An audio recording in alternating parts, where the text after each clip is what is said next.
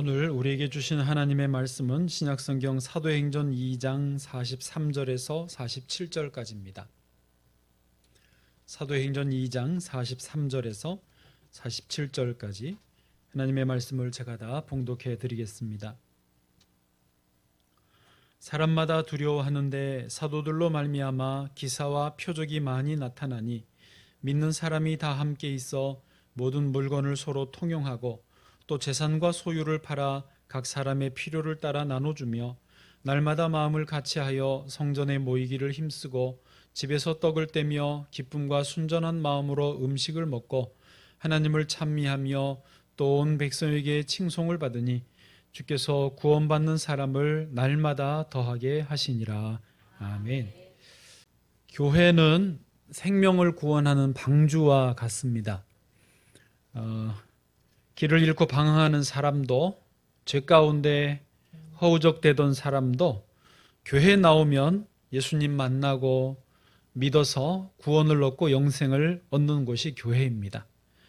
아무리 절망적인 인생일지라도, 아무리 심각한 복잡한 상황에 얽혀 있을지라도, 가정의 일이 아무리 힘들지라도, 전혀 소망이 없고 사망의 저주 가운데 놓여 있는 인생이라 할지라도 어쨌든 교회에 나오면 구원을 얻는 것입니다. 교회에 나오면 진리를 찾습니다. 길을 찾습니다. 생명을 회복하는 것입니다. 그래서 교회는 방주와 같습니다. 또한 동시에 교회는요, 에스겔서에 나오는 것처럼 큰 강물과 같습니다. 교회는 처음에는 작고 보잘것없는 냇물 정도에 불과할지 모르지만은 점점 흘러가면 갈수록 크고 깊은 강물을 이룹니다. 그래서 강 좌우에 어촌들이 생겨서 어부들이 고기를 잡고 살게 하고, 강물 안에는 다양하고 풍족한 어족들이, 물고기들이 자라게 되는 것입니다. 또 강 좌우에 나무들이 계절을 따라서 열매를 맺고 잎사귀들이 약초 재료로 쓰이고 나무들이 큰 숲을 이루어서 하나의 생태계처럼 그렇게 생명이 살아가는 건강한 세상을 만들어주는 것입니다. 그렇습니다. 그렇게 교회는 존재하면 그 지역 사회를 살리고 그 나라 민족을 살리고 다음 세대를 살리는 강물과 같은 곳입니다. 맨 처음 교회가 탄생하여 시작된 곳이 예루살렘 교회라고 말합니다. 예루살렘 교회도 이제 살펴보겠지만은 이렇게 구원의 방주의 기능을 하였고 또 세상을 향하여 강물과 같은 역할을 한 것을 볼 수 있습니다. 그래서 우리가 복음으로 교회를 새롭게, 이 교회를 새롭게, 오늘 두 번째 주제인데, 교회를 새롭게 한다고 그럴 때 도대체 어떤 상태로 되어야 그게 새롭게 된 거냐, 그 표준, 목표치가 어디냐라고 할 때에 이 예루살렘의 교회, 처음 교회, 가장 표본이 되는 그 교회 상태로 회복될 때 우리가 교회가 새롭게 됐다라고 말할 수 있습니다. 그러면 예루살렘의 교회들을 잠깐만 성경에서 살펴보겠는데, 오늘 본문이 그런 내용입니다. 그래서 오늘 본문을 근데 자세히는 안 살필 거고, 보나 안 보나 미리 말씀을 드리면, 여기 계신 여러분 모두, 영상으로 예배를 드리는 모든 분들이 사실은 교회가 이랬으면 좋겠다라고 하는 마음의 그림들이 있어요. 이미지들을 다 갖고 있어요. 그런 이상적이고 바라고 소망하는 그런 교회의 모습이 있는데, 그게 사실은 그 예루살렘 교회고, 지금 말씀드린 구원의 방주와 같고 강물과 같이 흐르는 그런 교회의 모습이에요. 예, 그래서 본문을 자세히는 안 들어가겠고 그냥 대략 좀 간단하게 살펴보겠습니다. 먼저 43절부터 보시죠. 사람마다 두려워하는데 사도들로 말미암아 기사와 표적이 많이 나타나니. 기사와 표적이 많이 나타났죠.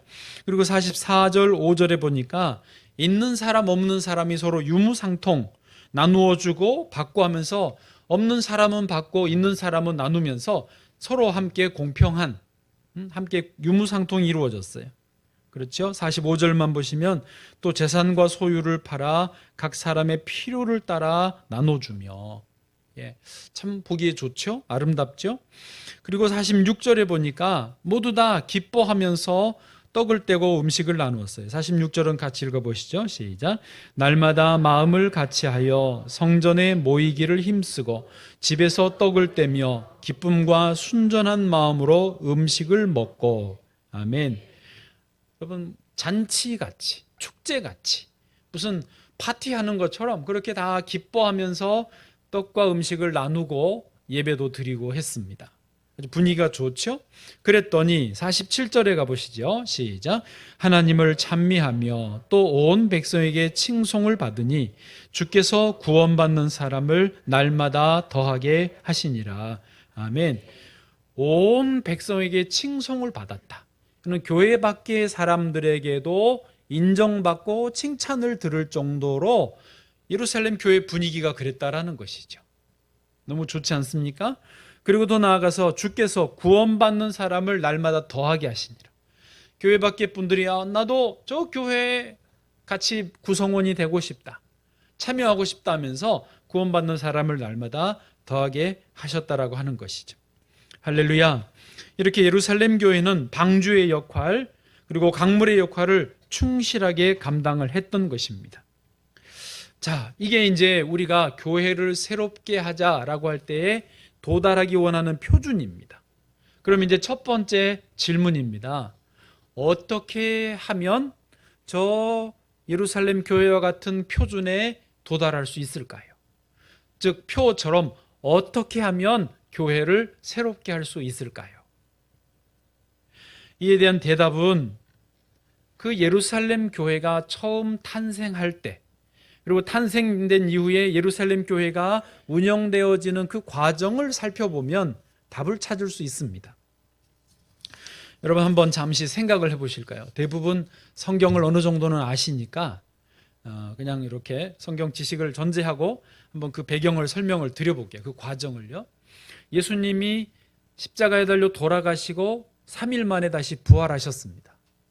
부활하신 후에 세상에 40일 정도 제자들과 함께 계시면서 부활을 증거하셨습니다. 그리고 하나님 나라로 이제 올라가실 때, 승천이라고 하는데, 승천하시기 직전에 남겨져 있게 된 제자들에게 명령을 하셨어요. 말씀을 주셨어요. 그게 뭐냐면 사도행전 1장 4절 5절에 이렇게 말하셨습니다. 제가 읽어드립니다. 여러분, 뭐라고 말하셨는지 생각해 보십시오. 사도와 함께 모이사 그들에게 분부하여 이르시되 예루살렘을 떠나지 말고 내게서 들은 바 아버지께서 약속하신 것을 기다리라. 5절. 요한은 물로 세례를 베풀었으나 너희는 몇 날이 못되어 성령으로 세례를 받으리라. 아멘. 뭐라고 하신 거죠? 예루살렘을 떠나지 말고 약속하신 성령 받기를 기다리라는 거예요. 성령이 임하실 것인데, 성령 세례를 주실 것인데, 성령 받기 전에 예루살렘 떠나지 마라. 뭐 다른 거 할 생각하지 말고 가만히 좀 기다려라 라고 하신 것이 예수님의 승천하시기 직전의 명령이었어요.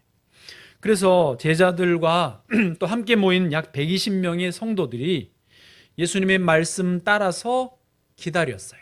그런데 그냥 기다리지 않고 오로지 기도에 힘쓰면서 기다렸어요. 성령 받으려면 그래야 되지 않았겠어요? 그래서 같은 1장의 14절에 그러셨어요. 같이요, 시작. 여자들과 예수의 어머니 마리아와 예수의 아우들과 더불어 마음을 같이하여 오로지 기도에 힘쓰더라. 아멘.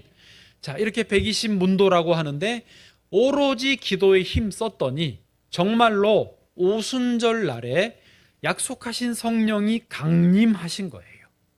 마가의 다락방에 120명이 모여서 기도하고 있는데 불의 혀같이 갈라지는 성령이 그 위에 임하면서 각 사람의 머리 위에, 성령이 각 사람의 머리 위에 임하는 거예요. 각 사람이 성령의 충만함을 받고 각 사람이 성령이 시키시는 대로 방언을, 다른 나라 말을 각자 하는 거예요. 쏠라살라 룰룰루 랄랄라 할렐루야 꽉꽉꽉 하면서 뻑뻑뻑 하면서 방언을 막 말하는 거예요. 그리고 나서 자동적으로, 자연 발생적으로 그 성령 받은 120명 사람들이 하나의 교회가 되었는데 그게 예루살렘 교회예요. 여러분, 여기서 분명히 짚을 게 하나 있습니다. 교회는 어떤 머리 좋은 사람이, 똑똑한 사람이, 천재성을 가진 사람이 기획을 하고 설계도를 그리고 작전을 짜서 탄생시킨 그런 공동체가 아닙니다. 교회는 오직 하나님께서 하나님의 영을 부어주셔서 그 성령을 받은 사람들이 자동적으로 생겨진 하나님이 만드신 공동체라는 것입니다. 또한 교회가 이제 예루살렘 교회가 탄생된 이후에 운영되어지는 과정들을 보니까 사도행전에 다 나오는데 철저하게 성령님이 교회의 운영을 주관하셨어요. 예루살렘 교회, 안디옥 교회, 에베소 교회, 빌립보 교회, 골로새 교회, 고린도 교회, 로마의 교회, 모든 교회들을요 오직 성령님이 주관하시고, 그러면 성도들은 뭐 했느냐? 오로지 계속 기도만 했다라는 것입니다. 사도행전을 보시면 그냥 기도하는 거예요. 성도들은 주관하시는 분은 하나님의 영 성령님이에요. 그렇습니다. 다시 질문을 해볼까요? 오늘날 우리가 교회를 어떻게 새롭게 할 수 있겠습니까? 적용해서 오늘날 우리가 가정을 어떻게 새롭게 할 수 있겠습니까? 오늘날 우리가 내 자녀를 위해서 어떻게 새롭게 할 수 있겠습니까? 대답은 한 가지입니다. 오직 기도로만이 새롭게 할 수 있는 것입니다. 새롭게 하시는 주체는요, 하나님만 가능하신 것입니다. 하나님의 영이신 성령님만이 교회를 새롭게 하시는 거예요. 목사가 교회를 새롭게 할 수 없습니다. 장로님들이 교회 새롭게 할 수 없습니다. 교회 의식이 있는 분들이, 생각이 있는 분들이 우리가 교회를 새롭게 하자 작전을 짜고 뭔가 노력을 한다고 교회가 새로워지는 것이 아닙니다. 오히려 이를 그르쳐요. 그러면 안 돼요. 교회는 어떻게 새롭게 된다고요? 주 앞에 엎드리는 거예요. 모든 주권을 주께 맡기고 주여 주님이 인도하십시오. 성령이 주도하시게 되면 자동적으로 교회는 새로워지는 것입니다. 정상화되어지는 거예요. 다시 말하지만 우리가 할 일은 무엇입니까? 기도하는 것입니다. 나를 내어 드립니다. 무릎을 꿇습니다.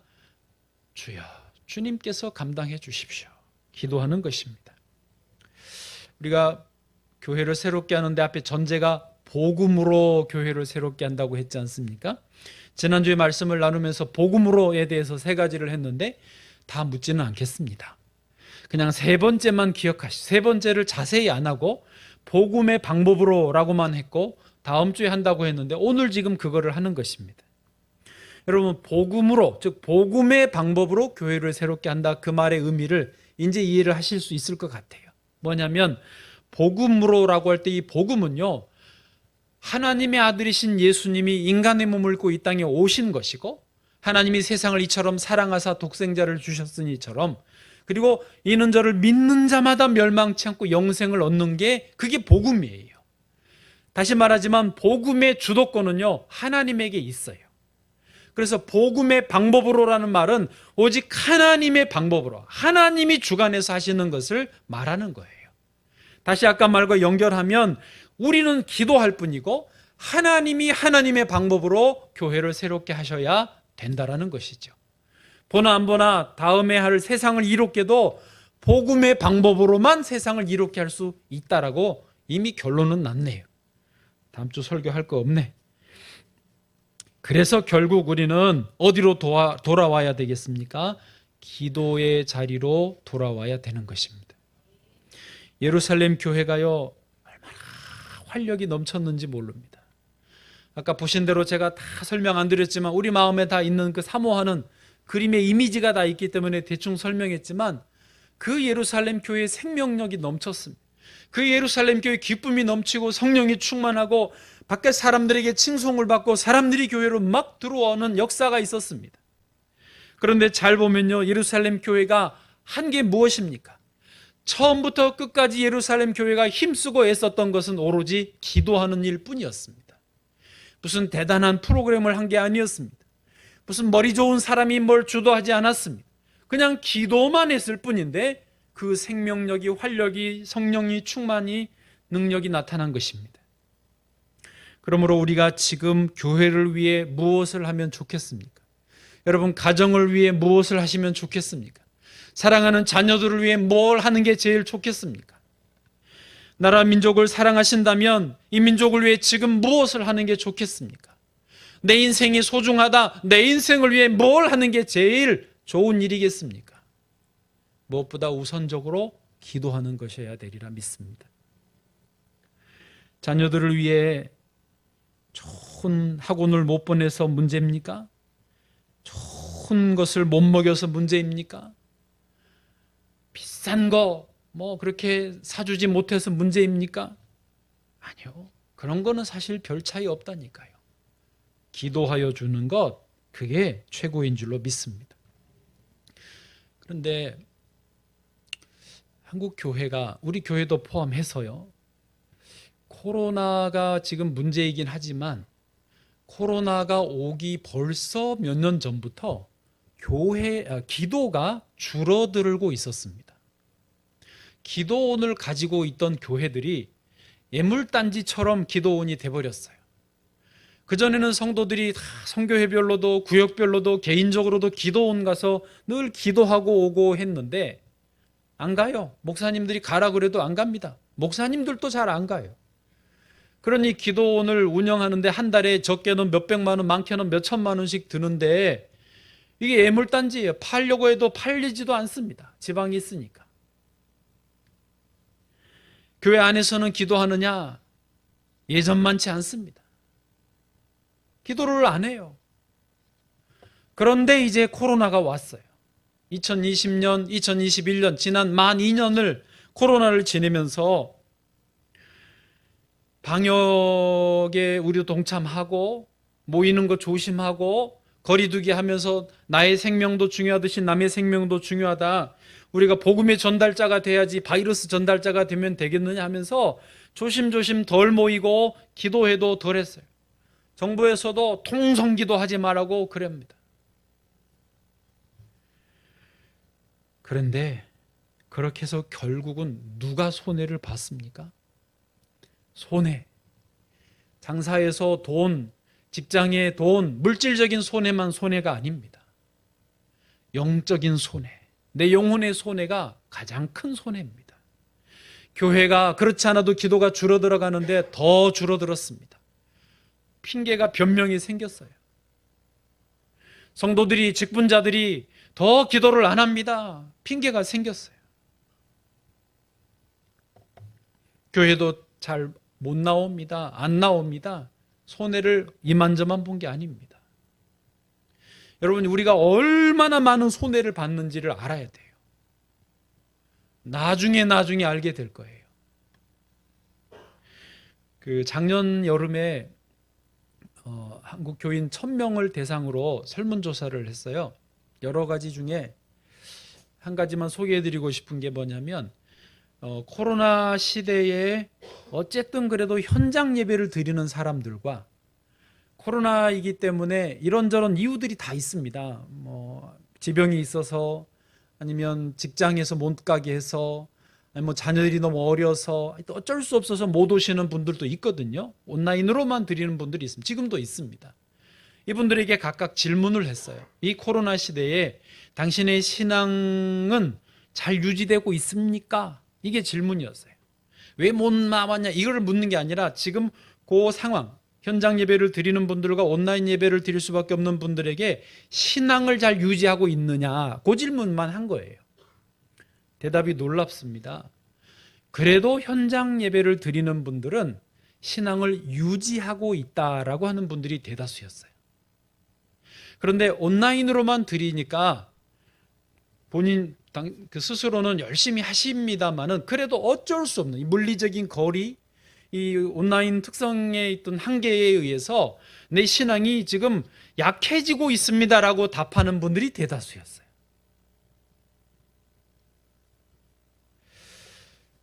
거기서 생기는 어떤 영적인 손해는 누가 감당하느냐 이거예요. 결국은 그 손해는 자신이 보는 거예요. 가정이 보고 자녀가 보고 교회가 그 손해를 보고 한국교회 세계교회가 그 손해를 보는 거예요. 다시 말해서 방역에 협조하고 모두의 생명을 지키는 데 협력해야 되는 것은 맞습니다. 그러나 영적으로는 살아야죠. 이럴수록 더 많이 기도해야죠. 교회 모이지 않으면, 기도하지 않으면 누가 좋아하겠습니까? 물개박수라고 마귀가 좋아할 뿐입니다. 누가 그 배후에 있겠습니까? 마귀가 있는 것입니다. 제가 기도를 하면 보여요. 그래서 기도할 때는 물론 여러분 기도한다고 부부싸움을 안 하는 건 아닙니다. 요즘에는 이제 철들어서 나이도 이제 먹어서 싸울 일이 별로 거의 없습니다만은 전에도 보면 기도하는데도 부부싸움을 할 때가 있어요. 그래서 막 싸우다가 당신이 문제라고 하는 식으로 말하다가 퍼뜩 드는 게 이게 지금 내가 누구와 싸우는 거야. 마귀가 지금 갑자기 마음을 상하게 하고 말 한마디로 힘들게 만들어서 싸우게 만드는 거잖아요. 그럼 막 싸우는 중에도 제가 이제 영적으로 깨어 있는 상태니까 일부러 입을 열어서 그 말을 해요. 여보, 지금 마귀가 당신하고 나 사이 이간질하는 거야. 마귀가 장난치는 거야. 라고 말로 해요. 그리고는 계속 싸우는 거예요. 당신이 그게 문제라고. 라고 하지만 마귀가 지금 이거를 이간질하고 장난을 친다라는 것을 선포를 해버리면요, 놀라운 것은 우리의 어떤 감정적으로 누그러지는 게 있어요. 왜? 내 원수가 아내가 아니라는 것을 아니까. 남편이 아니고 가족이 아니고 사람이 아니고 숨어있는 배우의 원수 마귀가 대상이라는 것을 아니까 더 이상 이게 발전은 안 되는 거죠. 여러분, 교회도 그렇습니다. 이런저런 문제가 발생하지요. 기도하지 않으면 본질을 볼 수 없습니다. 대처가 안 됩니다. 이거를 인위적으로 해결하려고 하다가는 더 큰 문제가 생기는 거예요. 더 복잡해지는 거예요. 그러나 기도하면 본질이 뭐고 어떻게 해결해야 되고 언제까지 이렇게 가야 되는지 이게 다 보여지는 거예요. 여러분, 기도하기를 주의 이름으로 축복합니다. 기도하면 되는 거예요. 자, 그렇다면 두 번째로 기도를 어떻게 해야 하겠습니까? 하는 거예요. 많은 분들이 교회는 다녀도 기도를 생각보다 잘 못합니다. 설문조사를 해보면 하루 1시간 기도하는 분들이요, 반도 안 돼요. 한 30%도 안 됩니다. 5분, 10분 하는 분들 한 반 정도 되시더라고요. 그도 못하고 주일날만 와서 예배드리고 가는 분들이 또 많습니다. 기도하는 방법을 몰라요. 기도할 시간이 없어요. 기도해도 기도가 이게 되는 건지 안 되는 건지 잘 모르겠어요. 응답도 잘 안 해주세요. 기도하다가 금세 작심삼일 안 하는 경우가 많아요. 기도가 끊어져요 하는 분들이 많습니다. 오늘 방법을 좀 알려드려 보겠습니다. 가장 쉽고 누구나 접근할 수 있는 방법, 이겁니다. 우선 잠깐씩만이라도 기도를 하시라는 거예요. 제가 제 그 사무실에 구피 물고기를 한 1년 정도, 한 10개월 정도 전에부터 키우게 됐습니다.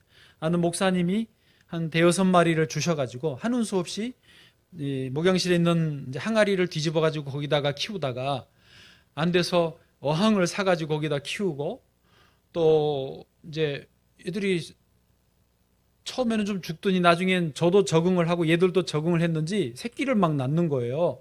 1배 낳고 2배 낳고 3배 낳고 그래가지고 또 옆에 항아리 어항을 새로 사다가 또 키우고 해가지고 이제 지금은 2개 어항에 한 5-60마리 정도는 돼요. 5-6마리였는데 거의 10배 이상을 부흥을 했어요. 할렐루야. 되는 집은 뭘 해도 된다. 아, 주여. 아니, 이건 제 말이 아니고 저한테 물고기를 주신 목사님이 와가지고 자기네는 여전히 그대로래요. 왜 그런지 모르겠대. 여기는 왜 잘 되니? 나도 모르겠다고. 그냥 저는 하는 게 뭐냐면 처음에 세팅할 때만 이제 신경을 더 썼고, 이제는 세팅이 끝났기 때문에 아침에 가서 불 켜주고 살펴보고 먹이 한 반 숟갈 뿌려주면 돼요. 이쪽에는 새끼들이 있으니까 한 4분의 1 숟갈만 뿌려주면 돼요. 끝. 하루 종일 지네가 잘 놉니다. 새끼를 낳기도 해요. 서로 사랑하고 새끼 낳고 사랑하고 새끼 낳고 얼마나 잘 사는지 몰라요.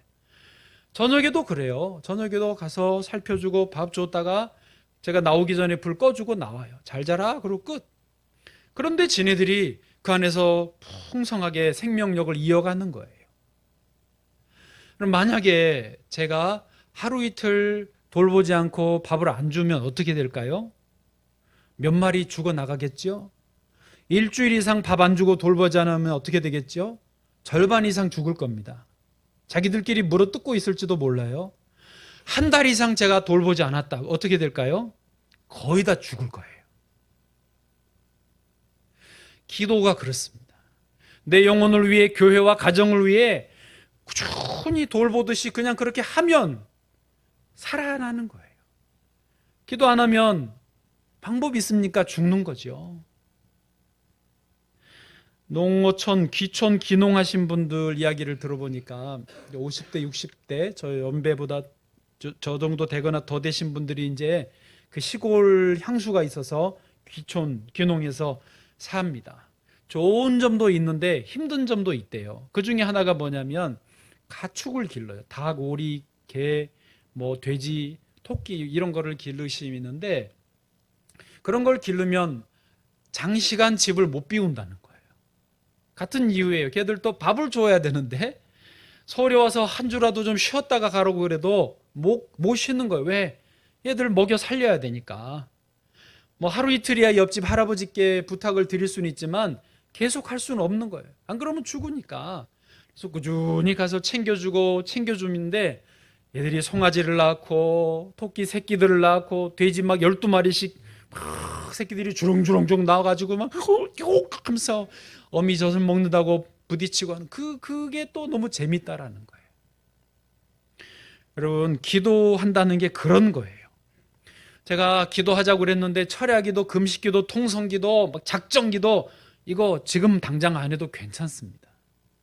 다만 그저 할 수 있는 대로 잠깐씩 하루에 한 번도 좋고요, 아침 저녁도 좋고요, 하루 3번도 좋고요, 이슬람은 5번 한다니까요. 사도 바울은 쉬지 말고 기도하라 그랬다니까요. 그냥 잠깐씩 예배당에 와서 주여 주여 그리고 갈게요 가면 돼. 물고기 밥 주듯이 내 영혼에, 기도의 영혼을 부어주면 되는 거예요. 예배당이 나오기 어려우십니까? 나만의 골방에서 잠깐, 화장실도 좋고 혼자 있는 시간, 뭐 지하철에서도 주여 하면서 기도하시면 그게 내가 사는 비결이에요. 지난주 목요일에 평택의 냉동창고 그 신축공사 현장에서 불이 났습니다. 1층에서 발화했는데 5명 인부들은 다행히 빨리 빠져나오셨는데 1차 화재 진압됐는데 2차에 투입됐던 5명 그 소방관들 중에 3분이 못 빠져나오셨어요. 2층에서 3분이 돌아가셨어요. 근데 여러분 그거 아세요? 그 냉동창고 공사 현장이 전체 연면적이 18만 평이라 엄청 큰 겁니다. 그래서 작년에도 그 공사 현장에서, 그 건물 공사 현장에서 사고가 있었더라고요. 거기에요. 같은 곳이에요. 2층인지 3층인지 그 콘크리트 지붕 타설하다가 이게 무너져가지고 거기서 일하던 인부 3분이 돌아가셨어요. 거기서, 그 현장이에요, 지금. 그리고 한 달 동안 공사 중지 명령을 받았었거든요. 그런데 이번에 또 화재 사고 나서 소방관들이 애매하게 돌아가신 거예요. 여러분, 이거 문제 있지 않습니까? 작년에 그 사고도 보통 사고가 아닌데 올해 또 작년 3분, 올해 3분, 이게 너무 심각한 거 아닙니까? 그 정부, 그 경찰에서 설계, 또 공사 책임자, 감리 책임자 이분들 14분을 출국 금지시켰다고 어디 뉴스에 나왔어요.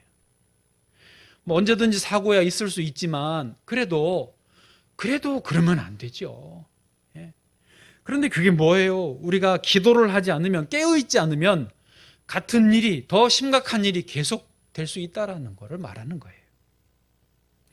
화초를 키워도 꾸준히 물을 주고 돌보듯이 우리 교회도, 가정도, 내 영혼도, 사랑하는 자녀들도 꾸준히 돌보고 기도해야 하나님의 은혜가 있는 것입니다. 그것을 너무 어렵게 생각하지 마세요. 그냥 꾸준하게 잠깐씩 기도한다 하시면 되는 거예요. 과학자들은 인간이 이성을 사랑하는, 연애할 때 혹은 결혼을 막 해서 그 사랑의 감정을 느끼는 정상적인 기간을 1년으로 잡습니다. 1년 지나면 되게 식어져요. 그래서 성경에서는 하나님이 율법적으로 결혼하고 1년 동안은 건들지 말라고 그랬어요. 남편을 군대에 징집하지도 말고 그냥 언제나 그냥 신부를 자기 아내를 즐겁게 하게 해주라고 내버려 두라고 그랬어요. 그런데 사람에 따라서는 3년 정도도 그 연애 감정으로, 사랑하는 감정으로 신혼부부의 그 분위기를 이어가는 분들도 있어요. 우리 결혼한 지 2년 반 됐어요. 지금도 신혼이에요. 그래, 좋겠다. 그러고 내버려둬요. 예. 그런데 대부분 3년이 지나면 이제는 뭐 어디 있든지 뭘 먹든지 어디에 있어 뭐 하든지 별로 그냥 나만 귀찮게 하지 마라. 예. 그런 정도 관계가 된대요. 보통 그런데요. 그런데 3년 아니라 30년, 50년 평생 동안 서로 사랑하고 여보 고마워요. 당신이 최고예요.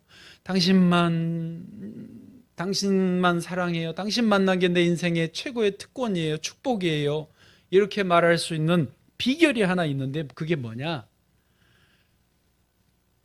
위로부터 하나님이 주시는 은혜와 사랑을 내가 늘 받는 거예요. 그래서 이 충만하게 채워진 사랑의 탱크로 왼수가 아니라 사랑하는 아내고 사랑하는 남편이고 이렇게 되는 거예요. 제가 그래서 지난 주간에 제 아내한테 말했어요. 제 아내에게 여보, 당신이 세상에서 제일 이뻐. 왜? 내가 요즘 기도를 좀 하거든요. 네. 알아들으시는 분은 알아들으실 거예요. 여러분 무술을 하는 분들 그 보시면 잘 보시면 쫙 해가지고 이렇게 합니다. 여러분 이렇게 해가지고 이렇게 하는 분 봤어요? 이상하지 않아요? 이렇게 하는 분 없어요. 무술 하는 분들도 이거 아는 거 위로부터 해가지고 모아가지고 옆으로 팍 하는 거예요. 신기하더라고요. 하나님으로부터 은혜를 받아야 되는 거예요. 그래서 저희 교회는 봉사를 교회 오신 지 얼마 안 된 분들, 다른 교회에서 어떤 대단한 일을 하셨어도, 어떤 대단한 특별한 능력이 있어도 오자마자 봉사하시는 거를 조금 자제시켜 드립니다. 그리고 먼저 은혜를 받으시라고. 먼저 예배자로 서고 하나님 앞에 은혜를 받고 기도도 하시고 충만해지시면 그냥 자연 발생적으로 이제 흘러 넘치는, 충만한 상태면 넘치는 상태 아닙니까? 그 넘치는 상태로 차근차근 봉사하셔도 절대 안 늦어요. 어차피 봉사는 평생 할 거. 봉사하다가 힘들어요, 피곤해요, 지쳤어요, 못하겠어요 그러면 네, 쉬세요. 그게 맞아요. 내가 이미 바닥인데 아무것도 없는 텅텅 비었는데 봉사해봐요. 시험 들어요. 다른 사람들도 시험 들게 만들 수도 있어요. 복잡해져요. 봉사 안 하는 게 좋습니다. 내 안에 충분히 채워지면 그게 좋은 거예요. 그게 처음부터 저희는 그렇게 했고 또 지금도 언제든지 그래야 돼요. 그런데 이제 아까 말씀드린 대로 코로나가 오면서 잘 모이지 못하고 기도하고 은혜 받을 시간이 절대적으로 줄어들다 보니까 다 힘든 거예요. 지치는 거예요. 그리고 왜 봉사하다 피곤합니까? 왜 봉사하다 섭섭하고 왜 지쳐갑니까? 왜 나는 빈 껍데기 같아 라고 느끼십니까요? 단순합니다. 원리는 하나예요. 누가 문제가 아니에요. 그냥 내가 비어지기 때문에 그래요. 채워지지 않아서 그러는 거예요. 그러면 한 달도 좋고 뭐 1년도 좋고 채우시고 그 다음에 하시면 되는 것입니다. 모세가 자주 엎드렸습니다. 시내산에 또 백성들과 함께 있을 때 백성들 앞에 회막에 들어가서 늘 엎드렸어요. 사도 바울도 늘 엎드렸습니다. 초대교회 예루살렘, 안디옥 모든 교회 성도들도 보면 다 엎드렸어요. 기도하는 곳을 찾아 나아갔습니다. 그러고 나니까 우리가 아는 그런 교회가 새롭게 되는 역사가 있었던 것입니다. 자, 이제 마지막으로 하나만 더 합니다. 목사님, 저는 기도해야 되는 것도 알겠고 짧게 기도하라고 하셔서 그것도 참 좋은데 그래도 기도가 잘 안 됩니다. 간절하지가 않아서 기도가 늘 겉돕니다. 이게 뭐가 문제지요? 라고 하실 수 있어요. 대답을 알려드려요. 팔자가 좋으셔서 그래요. 아무 문제가짐 인생에 없어서 그러신 거예요. 현대인들이 먹고 살만하니까 기도가 줄어든 거예요. 그런데 하나님이 사랑하시는 사람들에게는, 사랑하시는 가정, 사랑하시는 교회는 살리셔야 되니까 문제를 주시는 거예요. 어려움을 주시는 거예요.